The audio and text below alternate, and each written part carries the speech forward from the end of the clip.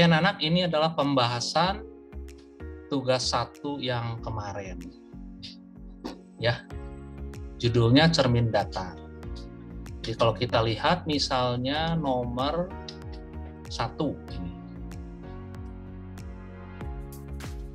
Ya, nomor 1, sebuah sinar mengenai cermin datar. Nah, cermin datarnya itu yang mana? Jadi kalau kamu lihat di gambar ini cermin datarnya. Nah, ini. Ya.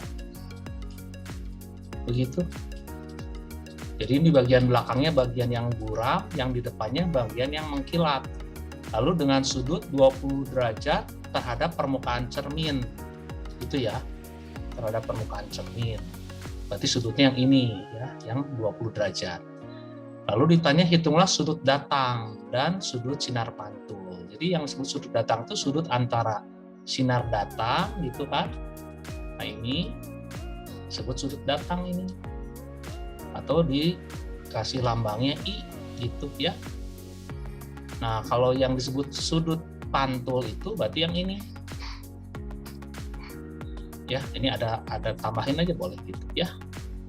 Nah, ini sudut R biasanya disebutnya. Ya. Jadi berapa sudut datang dan sudut pantulnya? Sudut sinar datangnya 70 derajat. Sudut sinar pantulnya juga 70 derajat. Gitu ya. Nah, ya. Nomor 2 sekarang misalnya. Gambar di bawah ini menunjukkan suatu sinar cahaya Peki. Berarti ini sinarnya menumbuk cermin AB. Nah, ini cerminnya lagi. Ya. Cermin AB. Itu cermin AB, tapi ada satu cermin lagi di sini, cermin CD yang ini. Ini kalau diarsir artinya apa? Artinya di bagian belakangnya itu yang gelap. Ini yang bagian depannya yang mengkilat, begitu ya. Nah, ini saling tegak lurus. Nah, berapa nilai sudut datang dari PQ terhadap cermin AB? Ya, tentu udah tahu dong ini ya sudut datang. Ngerti ya, gitu ya. Itu sudut datang. Lalu di sini ada perintah salin. Jadi kalau salin itu ya kamu harus benar-benar menyalin. Nah, ada yang bilang sudah ada gambarnya. Udahlah, saya kasih nilainya juga kurang ya. Kan suruh nyalin. Ya, suruh lanjutkan. Kan PQ-nya ini dilanjutkan, sinarnya dan seterusnya. Sehingga kamu tahu nih, jadi kalau dia datang ke sini PQ-nya dipantulkan, dia akan mantul, dia akan sejajar tuh kalau siku-siku. Nanti ya. Nah, pada gambar kamu itu hitung nilai sudut pantul pada AB. Nah, sudut pantulnya berarti yang ini kan. Sudut pantulnya yang mana? Yang ini. Nah, sudut pantulnya yang ini. Nah, ini dia. Ya, R. Gitu sudut pantulnya. Sudut datang pada CD. Oh, pada CD sudut datang mana? Yang ini sudut datangnya. Nah, ini dia. Itu kan ya, sudut datang I gitu. Oke. Kemudian sudut pantul pada CD, berarti ini sudut pantulnya. Ini E sudut pantulnya. Apa yang kamu amati tentang sinar PQ dan sinar pantul CD? Ini yang tadi udah dikasih tahu ya. Ini kan sinar pantul PQ dan sinar pantul CD. CD itu yang mana? Yang inilah. Nah, ini yang sinar pantulnya. Ini udah ada CD, ini bikin CD lagi. Apa-apa ya. Nah, ini D-nya misalnya, ini C-nya. Berarti dia sejajar berlawanan arah. Jadi saya tulis misalnya tadi ya, sudut datang sinar PQ 50. Sudah jelas, kamu tinggal menyalin, yang tadi harus disalin. Supaya ngerti. Terus sudut pantul pada AB itu yang ini 50. Sudut datang pada CD itu 40, sudut pantul pada CD itu yang ini 40. Ya, begitu kira-kira. Sekarang yang D, nah, jadi sinar PQ sejajar dengan sinar pantul pada CD ini yang tadi sejajar. Sampai sini ada yang mau ditanyakan nggak anak-anak? Sambil nunggu pertanyaan boleh ya, saya lanjut ya. Nomor 3. Nah, di sini ada dua buah cermin datar X dan Y membentuk sudut 120 derajat. Ini ya berarti ya sudutnya ya. Nah, Nah ini cerminnya ini X ini, berarti ini yang gelap bagian belakangnya itu. Nah ini cermin Y ini gelap juga bagian sini ya. Jadi sinar-sinar akan selalu datang dari mana? Dari depan ke arah yang mengkilap ini. Oke. Nah sekarang jalan sinarnya gimana nih? Lukislah jalannya sinar, kan ini pertanyaannya. Lukislah jalannya sinar sampai dipantulkan oleh cermin Y. Jadi ada sinar pantul dulu, betul ya, gitu ya. Kemudian ada garis normal, dibikin garis normal itu garis yang tegak lurus ya, anak-anaknya gitu ya. Tegak lurus, kemudian sinar pantul. Nah ini yang harus digambar. Sekarang kita tanya hitung sudut pantul dari cermin Y. Nah ini kan berarti yang ini dulu kan, kamu tahu ini berapa ini? 50. Ya kan? Ini juga 50. Itu kan? Nah, berarti ini 40. Itu kan? 120 tambah 40. 160, berarti ini 20. Ya kan? Nah, sudut pantulnya berarti yang ini dong. Maaf, ini sudut pantul kalau terhadap cermin X. Kalau terhadap cermin Y ini menjadi sudut datang ya, berarti 70. Gitu kan? Nah, dia 90 segitu. Berarti pantulannya 70 derajat. Dan ini sudut sinar pantul. Ya. Jadi sudut sinar pantulnya 70 derajat. Ya, sudah dijawab. Oke.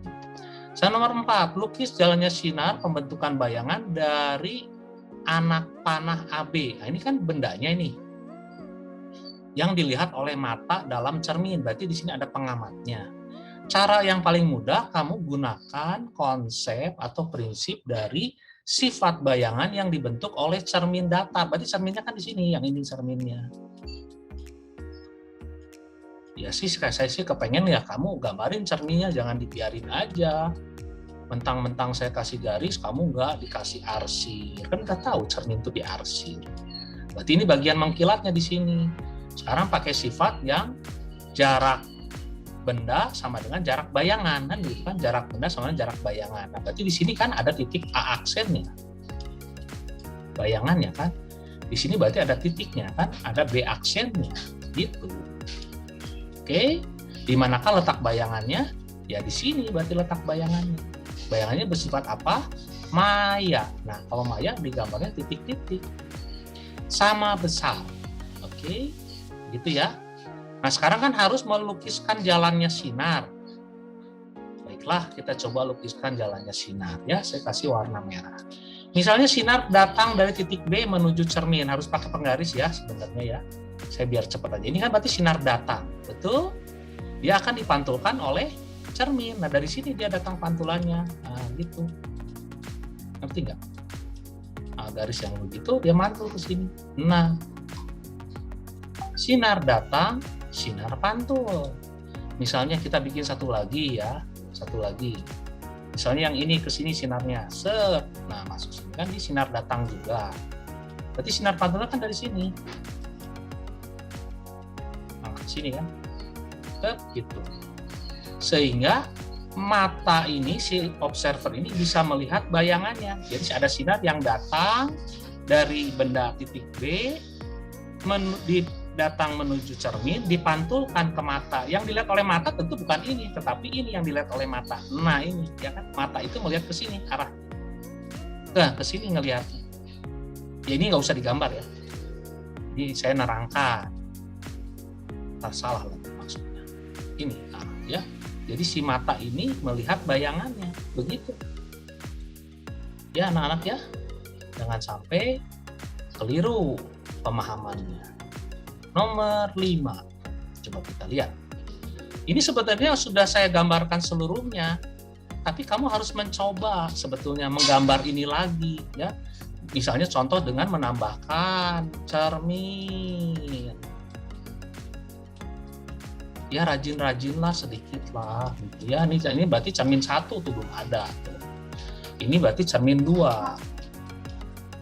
Ya kan? Gitu ya. Nah, ini cermin 3. Ditambahkan dong. aduh masa sih gambar begini terus hasilnya juga masih begini nyampe ke saya. Berarti ini, nah ini kan bukan sudut datang tuh yang ini. Nah ini sudut datang tuh I, sudut datang ya. Ini sinar pantul dikasih tanda panah. Ini berarti sudut sinar pantul. Nah yang ini. Nah yang ini sudut sinar pantul cermin 1 berarti ini 55. Gitu kan, dia datang lagi dipantau ke sini lagi. Nah ini menjadi sudut datangnya, ya.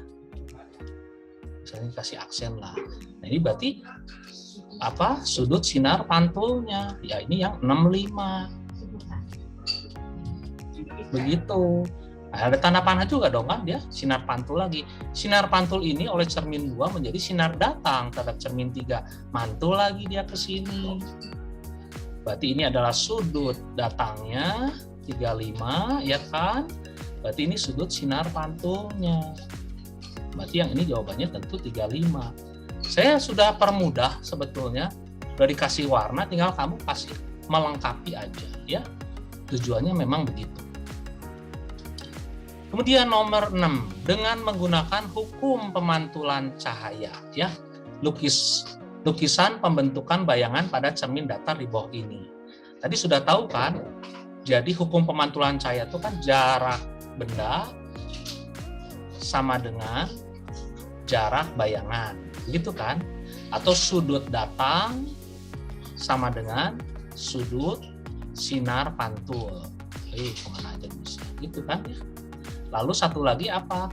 Berkas sinar datang, garis normal, dan sinar pantul tetap pada satu bidang datar. Gampangnya begini dah gampang. Kita pakai yang ini aja sifat ini. Ya. Berarti ini kan bendanya A, ini bendanya B. Kalau diumumkan menjadi tanda panah, ya. Benda titik, ini benda objeknya. Objek bendanya tanda panah. Oke. Bikin apa itu? Ini adalah S, ini adalah S aksen. Gitu kan. Sifatnya kan begitu. Ini harus sama dengan ini.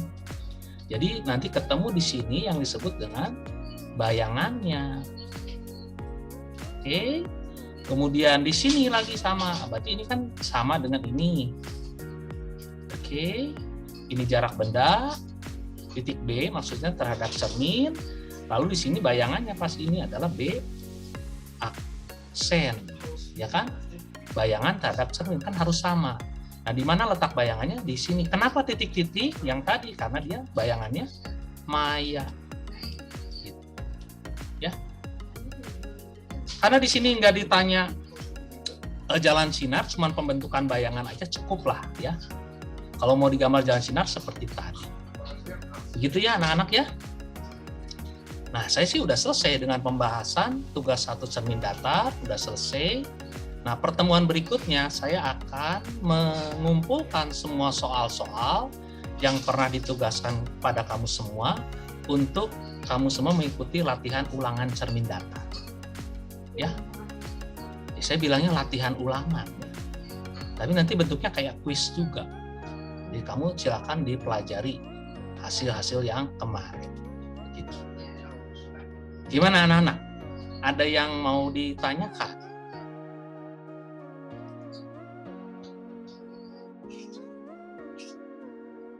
Ada yang mau ditanya enggak? Boleh.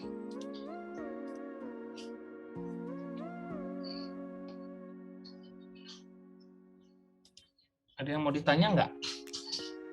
Rasa kurang jelas atau gimana gitu?